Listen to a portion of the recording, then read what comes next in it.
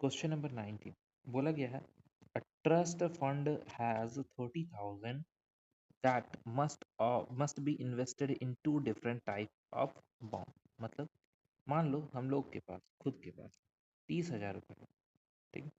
और ये 30,000 हम चाहते हैं कि दो चीज में उसको क्या करें, कहीं पे उसको इन्वेस्ट करना चाहिए, ठीक है। अगर हम किसी एक जगह पे मान लेते हैं कि एक्स अमाउंट क्या करते हैं, वहां पे हम लोग खर्चा करते हैं, मतलब उसमें इन्वेस्ट कर देते हैं। अगर हम एक्स अमाउंट इसमें पहला वाला में इन्वेस्ट किए हैं तो दूसरा वाला के लिए मेरे पास कितना पैसा बचा हुआ, तो 30,000 था, उसमें से एक्स यही अमाउंट बचा है, ठीक है। ये दो चीज हो गया। पहला कि अगर हमको पहला में इन्वेस्ट करना है तो वहां जो पैसा लगाएंगे और दूसरा में जो लगाएंगे वो 30,000 से कम होगा। अभी बोला है कि the bond page 7% interest per year, 7% interest देता है बॉन्ड, ठीक है। और द सेकेंड बॉन्ड, अच्छा, पहला वाला जिसमें एक्स लगा रहे हैं वो 5% देता है और दूसरा वाला जो पैसा लगा रहे हैं वो देता है 7% इंटरेस्ट पर ईयर। ये दो चीज हम लोग को दे दी। अब बोल रहा है कि using the matrix multiplication determined how to divide 30,000 among two types of bond.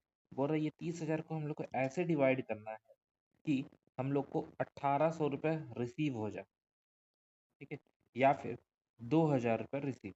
दो क्वेश्चन है। पहले बोला है कि अगर हम मान लेते हैं ये पहला वाला में कुछ पैसा लगाएं तो वो क्या करेगा, कुछ पैसा हम लोग को देगा। मान लेते हैं ये 500 रुपये ज़्यादा दिया और ये 300 रुपये ज़्यादा, तो 800 रुपये ही हुआ।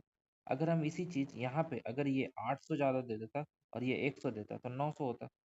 तो हम लोग को खुद सोचना है कि पैसा किस में लगाएंगे कि हम लोग का जो रेट ऑफ इंटरेस्ट है वो हाई आएगा, ठीक है। हर चीज इंटरेस्ट के ऊपर ही हम लोग डिपेंड करता है। तो फिलहाल यहाँ पे हम लोग को इसको क्या करना है, इसको बोला गया है मल्टीप्लिकेशन यूजिंग मैट्रिक्स मल्टीप्लिकेशन। मतलब दो मैट्रिक्स बनाना है, ठीक है, और दो मैट्रिक्स को क्या करना है, मल्टीप्लाई करना है, ठीक है। अब मैट्रिक्स बना लेंगे, मल्टीप्लाई कैसे करेंगे। तो मैट्रिक्स बनाने के लिए सोचो, अगर मान लो हम लोग इसको लिख देते हैं, पहला वाला को दे देते हैं एक्स, ठीक है, और दूसरा वाला दे देते हैं 30,000 माइनस एक्स, ठीक है। अब ये एक मैट्रिक्स नया बना दिए। ये मैट्रिक्स क्या है, इसमें नंबर ऑफ रोज एक है और कॉलम कितना है, दो कॉलम। तो यहाँ पर भी दो रो होना चाहिए तभी ना मल्टीप्लाई हो पाएगा। बिना दो रो का तो मल्टीप्लाई होगा ही नहीं। मल्टीप्लाई करने के लिए हम लोग को दो रो चाहिए, ठीक है। दो रो चाहिए, दो रो रहेगा तभी मल्टीप्लाई हो पाएगा। तो अगर हम पहला वाला रो बनाते हैं तो कि पहला वाला कितना दिया 5% और दूसरा वाला दे रहा है 7%। अब ये पॉसिबल है मल्टीप्लाई करना। देखो ये पहला वाला इसके पास जाएगा, दूसरा वाला इसके पास जाएगा, ठीक है। अगर यही चीज हम लिख देते हैं इसको ऐसे ही, ये लिख देते हैं एक्स और ये लिख देते हैं 30,000 माइनस एक्स। अब बोलेंगे इसको मल्टीप्लाई करना, तो ये मल्टीप्लाई होके कहाँ बनेगा। अगर इसको हम ऐसे भी लिख देते हैं 5% 7%, तो ये मल्टीप्लाई नहीं हो सकता। क्यों नहीं हो सकता, ये जाएगा इसके पास और ये किसके पास जाएगा, ये वाला तो चलो ठीक है इसके पास जाता, यहाँ पे एक नंबर होना चाहिए तब ना इसके साथ जाएगा। ये मल्टीप्लिकेशन पॉसिबल नहीं होगा। जब भी पॉसिबल होगा तो यही ऑर्डर पॉसिबल। तो हम लोग को यही चीज़ सोचना है। और क्या बोला है, अगर ऐसा करते हैं, ऐसा करते हैं, ये वाला अगर लगा भी देते हैं हम लोग, तो बोल रहा है इसका जो वैल्यू होगा पहला बार के लिए 1,800 लिखना है फर्स्ट टाइम के लिए, और सेकंड टाइम के लिए इसको 2,000 करते हैं। दो बार बनाना है ना, तो ये पहला बार के लिए हुआ और दूसरा बार के लिए इसको क्या करेंगे 2,000 equal to matrix X 30,000 minus X into 5% और 7%। सेम चीज रहेगा, खाली वैल्यू जो होगा वो चेंज हो जाएगा, एक बार 1,800 और एक बार 2,000 हो जाएगा। इसी को सिर्फ क्या करना है, मल्टीप्लाई करना है और क्रॉस करके एक्स का वैल्यू निकालेंगे। जब एक्स का वैल्यू आएगा तो हम लोग के पास दो आंसर होगा। पहला कि एक्स का वैल्यू जो है वो ये हुआ, दूसरा एक वैल्यू यहाँ से आए। मतलब मान लो हम इसमें 12,000 और इसमें 18,000 इन्वेस्ट किए, 12 18 30 हो गया। या हो सकता है इसमें 18 और इसमें 12 किए तो वो भी 30,000 हो रहा है। तो वो इंटरेस्ट के ऊपर डिपेंड करेगा कि कितना वैल्यू आ रहा है। तो एक्स का वैल्यू कितना लेना है वो हम लोग को खुद सोचना होगा। यहाँ से जो एक्स का वैल्यू निकलेगा उसके हिसाब से एक यहाँ पर हम करके दिखा देते हैं, ठीक है, देख लो। यहाँ पे लिख रहा है कितना था, पहला वाला एक्स मैट्रिक्स था,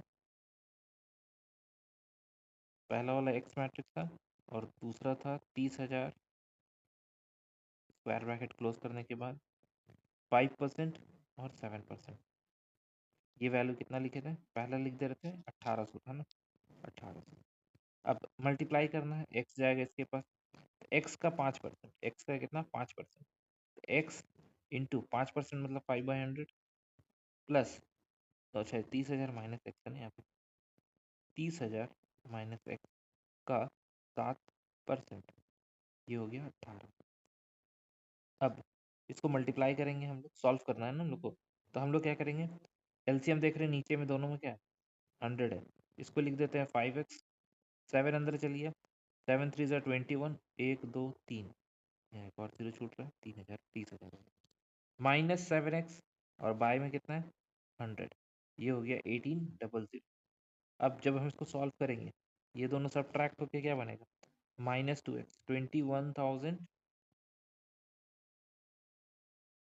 ठीक है, 21,000 minus 7x is equal to 18, और दो जीरो और आ जाएगा, ठीक है, टोटल हो गया 3 और एक 4, 18,000 हो गया। 7x को उठा के तो लिखेंगे 21,000 माइनस 18,000, ठीक है, 18,000। अब इसको माइनस कर देंगे, कितना आ रहा है 3,000, ठीक है, 30,000 आया ना, 30,000, 30,000/2, 30,000 का 15,000 आंसर हो जाएगा, ठीक है। तो ये पहला वाला बीट का आंसर आया। सेकेंड बीट में सेम प्रोसेस करना है, बस इसको क्या करना है 20,000 कर देना, सॉरी 2,000 कर देना, 20, 2,000 2,000 2,000 2,000, बाकी सब कुछ सेम रहेगा, ठीक है। 2,000 करेंगे तो यहाँ हो जाएगा 20,000, चेक कर लो, ये बन जाएगा कितना, 21,000 हो जाएगा 4 जीरो के साथ। उसके बाद माइनस में 7x रहेगा, और ये क्योंकि 2,000 लिखा हुआ था ना, तो 2,000 का हो जाएगा 2, एक 3 है 2,000, और ये 2, ठीक है, 4 जीरो होगा। अब इसको क्या करना है हम लोग को, इसको उठा के इधर लेके आएंगे, 1,000 आ जाएगा। अच्छा ये 2 है ना यहाँ पे, यहाँ 2,000 होगा, 2x हो जाएगा, तो ये हो जाएगा हम लोग का 2 और 1, 20,000, 1,000 आया ना यहाँ पे, 10,000, 10,000 को 2 से डिवाइड कर देंगे, 5,000, यानी कि 5,000 हम लोग को इन्वेस्ट करना होगा दूसरा वाला बिट में, ठीक है। कैलकुलेशन में थोड़ा ध्यान रखना, ठीक। तो ये था हम लोग का क्वेश्चन नंबर 90।